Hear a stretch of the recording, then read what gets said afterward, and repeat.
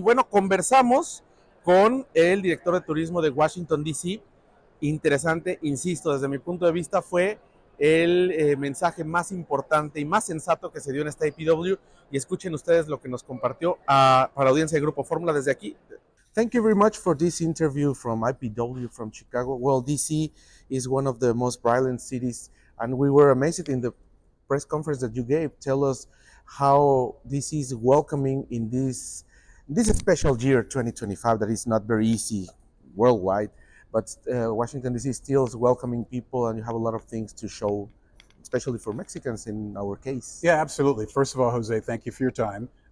We have an office in Mexico simply because we really appreciate the Mexican market, the ease of access coming into Washington, D.C., the close connections, the large Latino, Spanish-speaking population that represents Washington, D.C.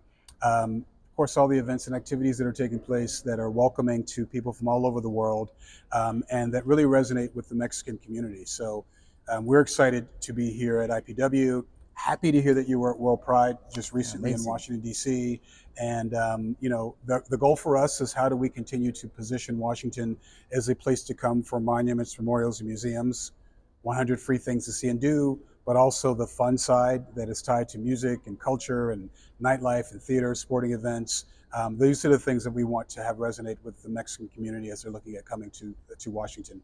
One of the questions that you answered in the press conference, I got very surprised because that's true. You said to a colleague that, well, if any people all over the world, including obviously Mexico in our case, don't want to come in this time to the United States for whatever reason, the American people, and in your case, Washington, D.C., will still welcoming them now or later. Correct. Because all the things are changing.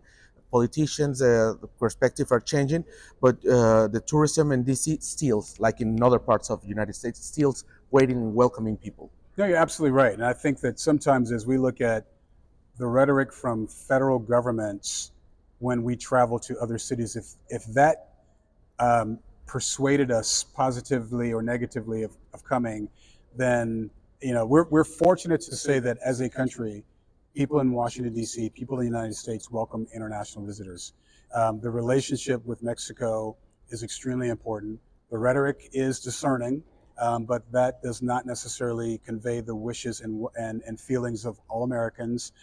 Even with the federal government, it's not to dissuade people from traveling to the United States, but at the same time, we recognize the fact that it is discerning in terms of some of the feedback that's out there, the things that are being said. So the goal for us is to continue to focus on how welcoming we are as a destination, to get Brand USA to focus on how welcoming the United States is as a whole, and to get the U.S. Travel Association to focus on the government in terms of understanding what happens when you say things that might negatively impact travel to our country.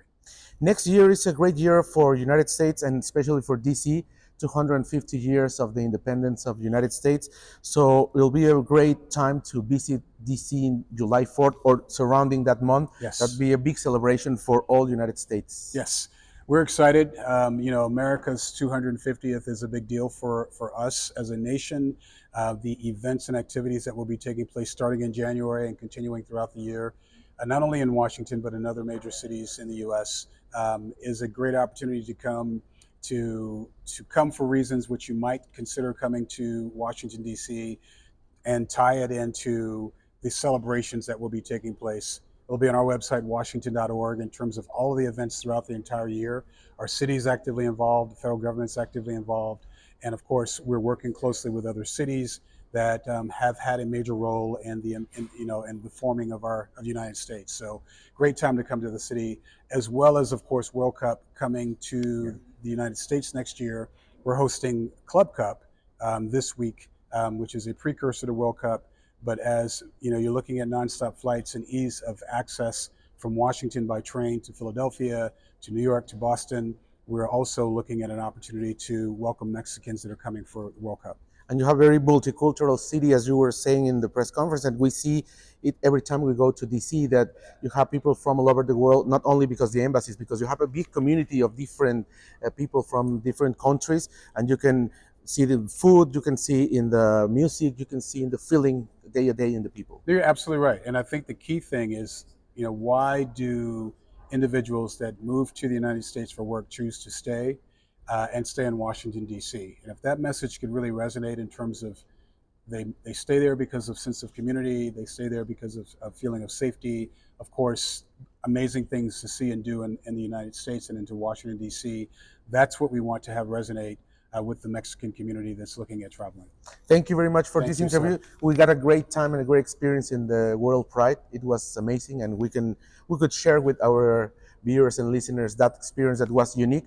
And well, the Pride steals every year in DC also. Absolutely, Jose. There's a Capitol Pride celebration every single year in Washington. We welcome all Mexicans to our great city, to the United States, and I appreciate the time with you. Thank you.